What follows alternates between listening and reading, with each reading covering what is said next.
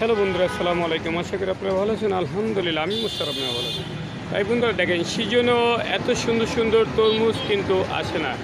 এখন যে তরমুজগুলি চিটাগাঙের পতেঙ্গা, দেখতেও যেরকম সুন্দর, খেতেও কিন্তু এরকম মজার তরমুজ কিন্তু ভালো ভালো। তাই বন্ধুরা, এখন যে সিজনাল ফল সেটা হলো বরই। সেই বরই যখন বাসায় নেবেন, বাচ্চারা যেন খবরদার আদৌ কোনো বরই না খায়। কারণ বাসায় বাচ্চারা বরই নিলেই কী করে, টপ করে কিন্তু হাতে থেকে ব্যাগ নিয়ে বরই মুখে দেয়। কারণ বরই অনেক গাছে কিন্তু স্প্রে করে। তাই বন্ধুরা, বরই নেওয়ার সাথে সাথে বরইগুলি ধুয়ে বাচ্চাদেরকে খেতে দেবেন। কারণ ফল যখনই বাসায় নেওয়ার সাথে সাথে পোলাপানে দেখলেই কিন্তু ব্যাগগুলি হাত থেকে নিয়ে নেয়।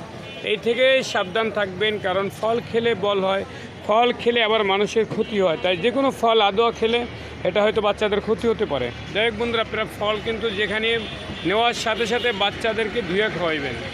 আর এখন কিন্তু ফলের দামও কমছে। সিজনাল ফল বেশিরভাগই সুন্দর সুন্দর, যেমন আঙ্গুল, এখন কালো আঙ্গুলগুলি অনেক সুন্দর সুন্দর বেরিয়েছে। তারপরে সাদা আঙ্গুলগুলি অনেক সুন্দর, দামটাও অনেক কমে গেছে। সাদা আঙ্গুল 300 টাকা, কালো আঙ্গুল এখন 400 টাকায় পাওয়া যায়। এরপর অনেক সুন্দর সুন্দর কিন্তু আপনার আপেলগুলি, অস্ট্রেলিয়ার ফুজি আপেল, চায়না কমলা, এরপরে চায়না কমলা, খুবই সুন্দর সুন্দর ফলগুলি এখন খেতেও কিন্তু অনেক মজা। জাননি কি টাকা নাই বন্ধুরা, একমাত্র এই শহীদ ফারুক রোড আমার দোকানেই কিন্তু টাকা যার কাছে নাই, অসহায় মানুষের জন্য আমার দোকান থেকে একেবারেই ফ্রি।